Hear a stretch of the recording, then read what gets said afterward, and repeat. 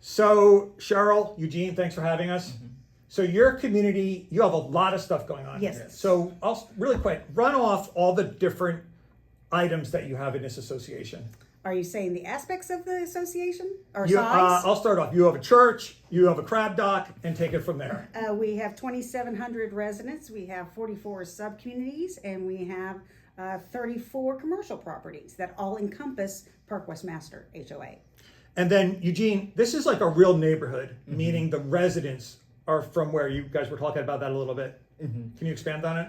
Yeah, our residents come from all over the place. So most of them are from, Ohio. A lot of them are from New York. A lot of the northern states around here. So it's really a melting pot coming in from the south and north side. So once again, this is like real like USA neighborhood, Yes, right? You got, and you have the senior center. Yes. we do. We do. I mean, you just have is there anything, I should have just asked, is there anything you don't have here? Do you have a circus? No, we don't have a circus. Okay, well that's good. No zoo? No yet? zoo. Is No that- zoo. Not is that yet. in the works? Well, we've got a large amount of alligators. And deer. Yeah. Yeah. And deer. Okay.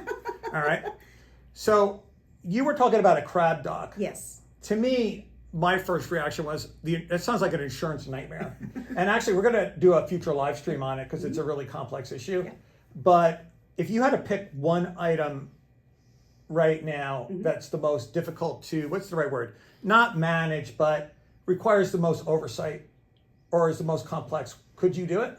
Are you talking specifically about the crab dock or the community? I was mentioning the crab dock because that's what jumped out at me and I wanted to know more about the crab dock, but if it's something else, you can go ahead and do Well, that. I think one of the things that Park West has is a water feature at our entrance, which is 2 bays on the exit and entrance side with 6 fountains, 3 on each side. And they're beautiful when they function correctly, but you just never know. There could always be something that goes wrong. Either a shallow well pump goes down, or you get a crack in a major part of the pump that has 2 bays shut down, and then the residents are calling going, what's going on with the fountains? They're so pretty. I have family coming in town. We want them to see them.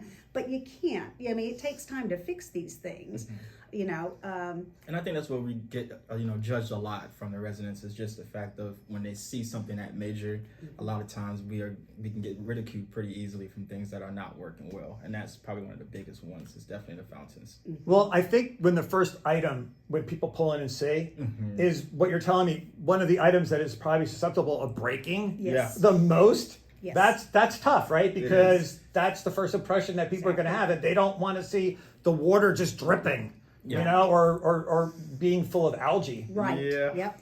Yeah. And like, I don't know if you know, but I don't think people understand how complex these water systems are. I mean, they can almost be as difficult as maintaining as a pool would be sometimes. Oh yes. And you have a lot of companies that will stay away from our fountains because they're so unique. So luckily we've got a vendor that's been with us since inception of Park West that understands our fountains and how they operate.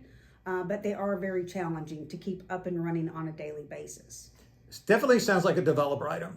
Like the developer thought it was a great Yes. idea to sell Oh, homes, and then everyone else inherits it. How old are they? They're 25 plus years. Wow. Okay. And so they've had many renovations, many different upgrades, fountain upgrades. They used to be cascades. We took those out, put in fountains, relining them. It's been challenging. And they're in your governing documents, and people love them. So there's yeah. never been any talk of getting rid of them. Okay, let me throw this one to Eugene. I guess I made a mistake here. We're talking about the association business, right, Eugene? So there's always a group involved somewhere that wants. There's always going to be a group that's not going to understand the value of what those fountains are. I mean, and of course, when your community is changing, there's always going to be new members on your board that's going to question a lot of things that are currently there.